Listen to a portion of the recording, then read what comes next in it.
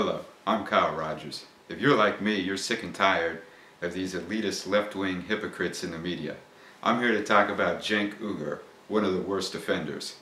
He was born in Turkey, and his parents left Turkey, came to America because America is much nicer, grows up in America with all the benefits and luxuries, and spits on America and rants and raves about how much he hates this country and how evil and racist everybody is.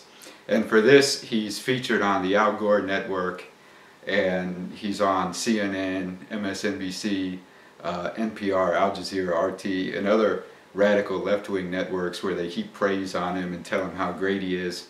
Well, here's a segment of him talking about the Robert E. Lee holiday. But it's not a positive part of your history. It's like the Germans, and I know everybody flips out over this analogy, but understand, we enslaved millions of people. We whipped them if they didn't agree with us. I mean, we killed them if they didn't agree. We raped them. I mean, so comparing it to the Holocaust is not that far off, okay? And if you ask the Germans, they could go one way. They could say, well, that's part of our history. We're proud of it. That's why I hang the Nazi flag, and that's why I celebrate, you know, Gandhi's birthday next to Hitler's birthday. Well, it's part of my heritage, right? Yeah. Okay, so you just saw our buddy Cenk Uygur trashing Robert E. Lee, one of the greatest heroes in American history.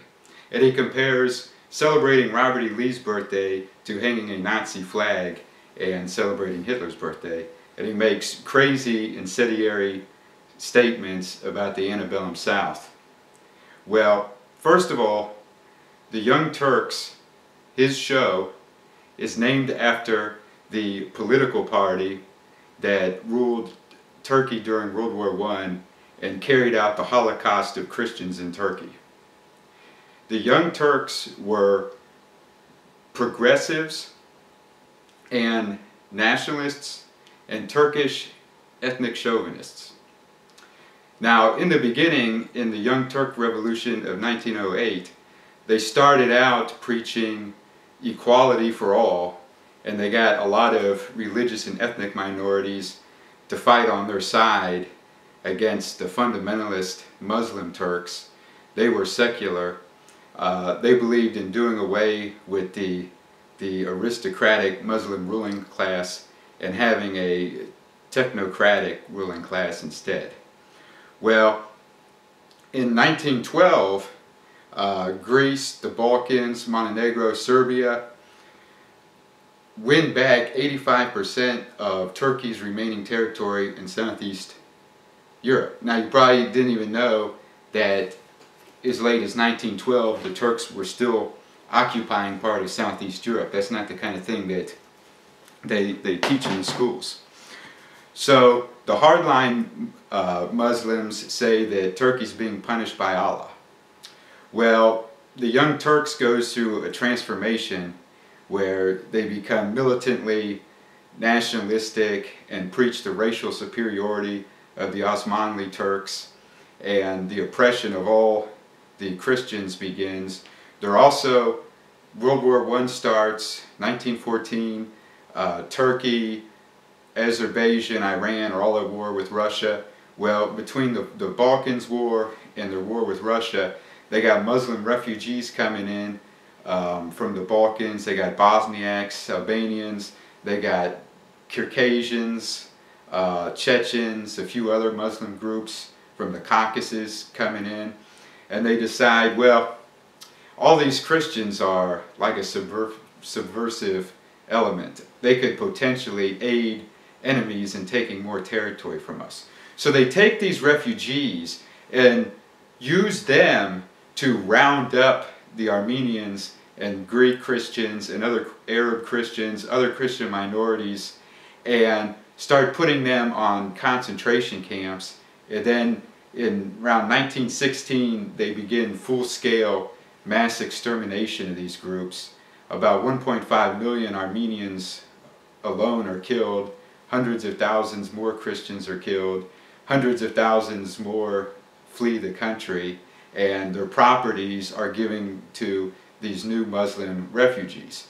So here you get Cenk, who literally named his TV show after the Turkish version of the Nazi Party, literally the party that carried out a mass Holocaust and saying celebrating Robert E. Lee's birthday is like celebrating Hitler's birthday and flying a Nazi flag. But it gets even worse. Cenk is a full-scale Holocaust denier. He has repeatedly denied that the mass murder of Armenian Christians even took place. He's written articles for the Pennsylvanian and Salon.com saying that it's not true. He says point blank that it didn't happen and it was U.S. anti-Turkish war propaganda. Even though in 1 year after World War II, the new government of Turkey declared that the Young Turks and the CUP, which was the group that controlled Turkey, which was made up of members of the Young Turks, that they had systematically mass murdered the Armenians, and they tried 4 people in absentia and sentenced them to death. They had fled. Later, a lot of them, plus other people, were rounded up in Europe and put on international trials, and another 130 people were court-martialed from the military for their involvement in the mass murder of Armenians. So, talk about hypocrisy. And further, just to show you that Cenk doesn't have a clue to what he's talking about when it comes to the South, he says that Robert E. Lee was fighting to preserve slavery. Robert E. Lee inherited a plantation and a bunch of slaves from his uncle. He emancipated all those slaves. His main adversary was Grant, who did own slaves and tried to keep his slaves after the war. He had to be forced by the U.S. government to give up his slaves. Furthermore, Robert E. Lee's wife and mother-in-law were very wealthy and were involved in the American Colonization Society, which was involved in the repatriation of freed blacks back to Africa. There's 2 countries in Africa, Sierra Leone and Liberia, that were actually created for repatriated slaves from America and Britain.